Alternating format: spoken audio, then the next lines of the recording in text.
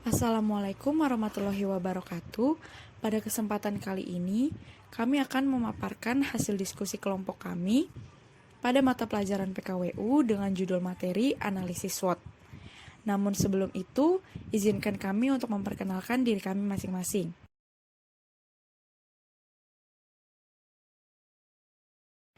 Perkenalkan, nama saya Claudia Stefani Maribella, nomor absen 9. Perkenalkan, nama saya Regina Yola Tesalonika, nomor absen 29.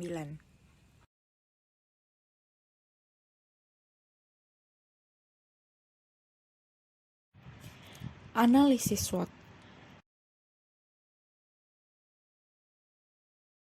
Berbicara tentang analisis SWOT, di sini kami telah mengumpulkan beberapa materi yang akan kami bahas. Yang pertama, ada definisi dari analisis SWOT. Lalu yang kedua, tujuan dan manfaat dari analisis SWOT. Yang ketiga, cara penggunaan analisis SWOT.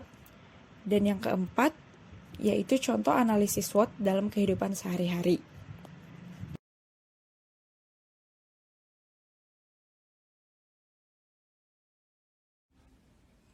Pertama-tama, apa itu analisis SWOT? Analisis SWOT adalah singkatan yang berasal dari 4 elemen dalam metode analisis ini, yakni strength yang berarti kekuatan, weakness yang berarti kelemahan, opportunities yang berarti kesempatan, dan threats yang berarti ancaman. Dengan demikian, analisis SWOT dapat kita artikan sebagai sebuah teknik perencanaan strategi maupun penyelesaian masalah yang dapat kita gunakan dalam kehidupan sehari-hari, khususnya untuk keperluan bisnis tertentu atau suatu proyek.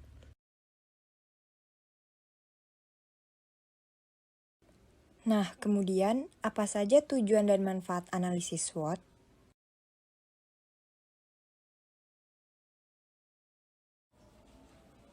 Tujuan analisis SWOT yang pertama adalah memudahkan pemetaan faktor-faktor penting, selanjutnya dapat memprediksi berbagai masalah yang mungkin timbul, lalu dapat mengetahui posisi usaha di tengah pusaran persaingan. Yang keempat, memberi kesempatan untuk usaha berkembang lebih pesat.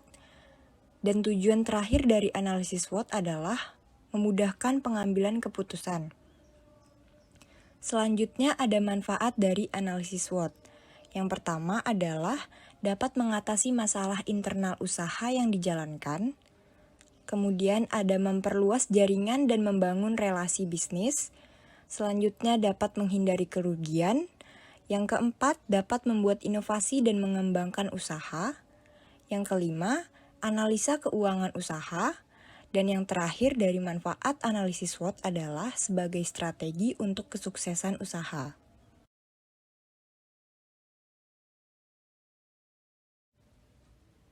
Materi yang berikutnya ialah cara penggunaan analisis SWOT. Di dalam cara penggunaannya, terbagi dalam 4 rincian seperti elemen-elemen SWOT, faktor internal dan faktor eksternal, grafik, dan mengetahui posisi usaha. Poin yang pertama yaitu elemen. Sebelum kita melakukan analisis SWOT, tentunya terlebih dahulu kita harus mengetahui apa saja elemen-elemen yang terdapat dalam analisis SWOT.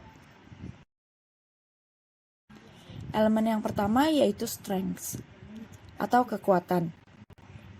Elemen strengths ini merujuk pada kelebihan atau hal-hal yang sudah berhasil dilakukan oleh suatu usaha atau proyek. Ini bisa berupa sesuatu yang tidak berwujud, seperti atribut brand perusahaan, proposisi penjualan yang unik dari produk, atau aset teknologi dan sumber daya manusia yang dimiliki.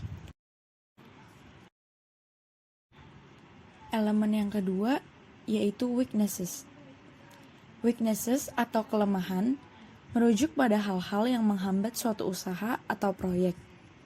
Contohnya, keterbatasan keuangan atau kekurangan sumber daya manusia yang terampil. Elemen yang ketiga yaitu opportunities. Opportunities dalam analisis SWOT artinya yaitu peluang yang muncul di luar usaha atau proyek dan dapat digunakan untuk membuat perbedaan pada kemampuan bersaing.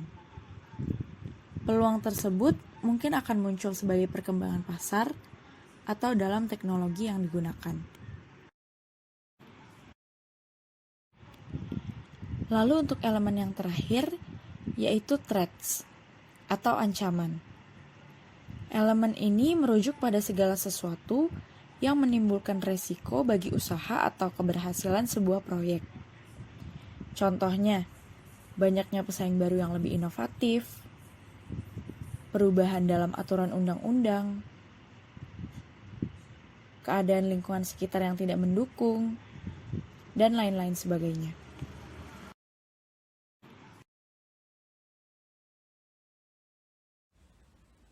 Analisis SWOT. Berdasarkan cara penggunaannya, analisis SWOT dibagi ke dalam dua bagian. Bagian yang pertama adalah faktor internal dan faktor eksternal. Contoh faktor internal adalah strengths dan weaknesses. Dan contoh faktor eksternal adalah opportunities dan threats. Kemudian, bagian yang kedua adalah kategori posisi dalam mencapai tujuan suatu usaha. Contoh posisi yang membantu tujuan usaha adalah strengths dan opportunities. Dan posisi yang menghambat tujuan usaha adalah weaknesses dan threats.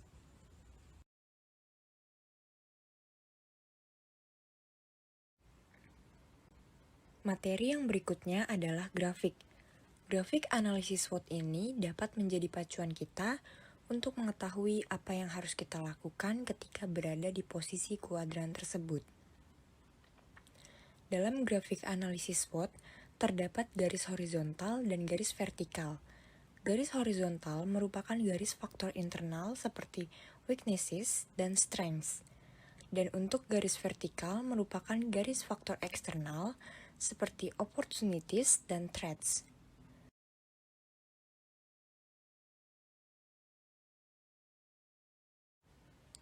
Selanjutnya, pada kategori opportunities dan strengths, dapat kita sebut posisi kuadran 1, yang artinya usaha kita sedang berada di posisi yang sangat bagus dalam pusaran persaingan. Langkah yang harus kita lakukan antara lain, memaksimalkan kekuatan dari dalam produk, lalu dapat mengambil peluang. Peluang yang dimaksud adalah produk dari usaha kita sangat dibutuhkan dan banyak dicari. Dan yang terakhir adalah bergerak cepat, yang artinya kita tidak boleh lengah agar tidak kehilangan pelanggan. Kemudian, untuk kategori strengths dan threats merupakan kuadran 2. Posisi kuadran ini artinya kita memiliki keunggulan dalam hal produk, namun kita memiliki ancaman yang dapat berupa kompetitor ataupun dari segi lingkungan usaha kita sendiri. Langkah yang harus kita ambil adalah inovasi. Hal ini bertujuan agar semakin banyak pelanggan yang berminat terhadap produk kita. Selanjutnya, kita harus menggencarkan promosi, meningkatkan kualitas produk, dan memberikan adanya pembeda produk kita dari produk-produk yang lainnya. Lalu, untuk kategori threats dan weaknesses berada di posisi kuadran 3. Pada kondisi ini, usaha kita memiliki kelemahan dari segi produk, organisasi, atau manajemennya, serta memiliki threats atau ancaman yang berasal dari lingkungan sekitar. Langkah yang harus kita lakukan yang pertama adalah mengevaluasi dan memperbaiki produk dari dalam. Jika kita sudah berusaha untuk memperbaiki namun tetap tidak ada hasil, maka kita bisa coba mencari peluang lain disertai dengan perbaikan. Dan yang terakhir pada kategori weaknesses dan opportunities adalah posisi kuadran 4. Dalam posisi ini, usaha kita dalam segi produk mengalami kelemahan, tetapi dari faktor eksternal usaha kita memiliki peluang. Nah, langkah yang harus kita ambil adalah tetap mempertahankan usaha terlebih dahulu, karena produk dari usaha kita ternyata diperlukan dan banyak dicari. Namun harus disertai dengan menciptakan inovasi agar pelanggan atau masyarakat berminat membeli produk kita.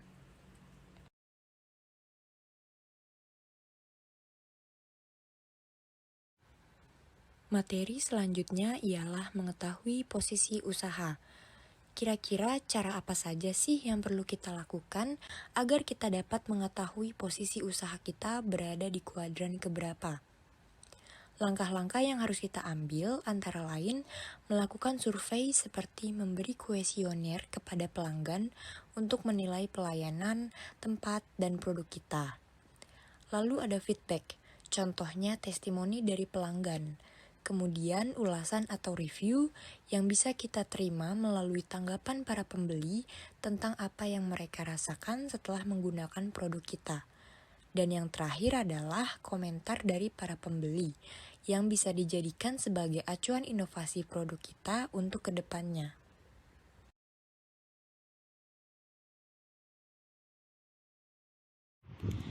Selanjutnya yaitu contoh penggunaan analisis SWOT dalam kehidupan sehari-hari. Di sini kami mengambil dari cerita sebuah anak yang bernama Ezra. Ezra adalah seorang siswa yang ingin daftar dalam suatu organisasi di sekolah barunya. Ezra ingin mendapatkan gambaran jelas tentang situasi dirinya saat ini untuk memutuskan apakah dia layak untuk menjadi bagian dalam organisasi tersebut atau tidak. Lalu, Ezra berinisiatif untuk menyusun analisis SWOT pada dirinya sendiri yang ditunjukkan pada gambar berikut.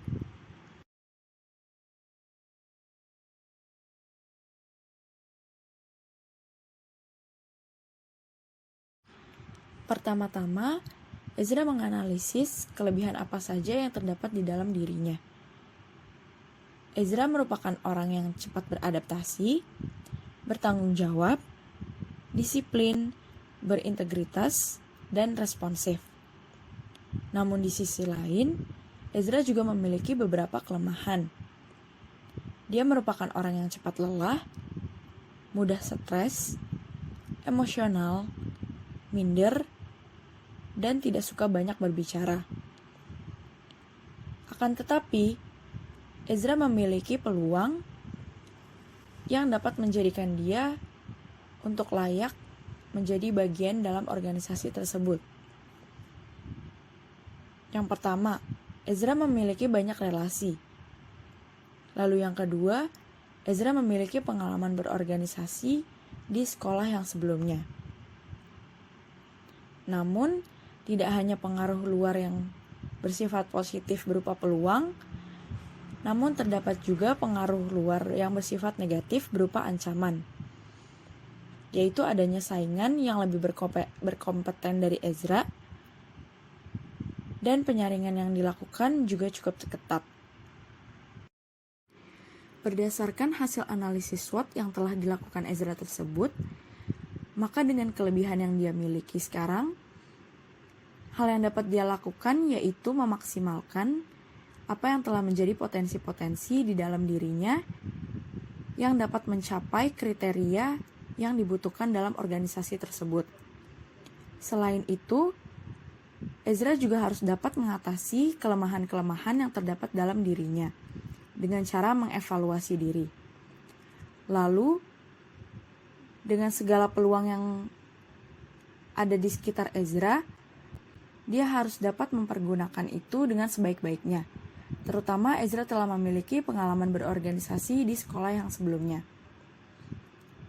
Namun, Ezra harus tetap waspada terhadap ancaman-ancaman yang akan menghambat dia.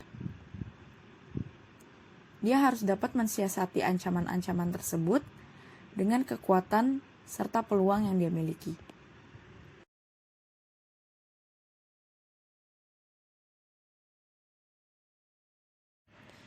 Baiklah, sekian penjelasan kami mengenai materi analisis SWOT. Mohon maaf apabila masih banyak kesalahan dan kekurangan, baik dalam penulisan ataupun dalam penyampaian materi analisis SWOT ini. Untuk kurang lebihnya, kami ucapkan terima kasih. Wassalamualaikum warahmatullahi wabarakatuh.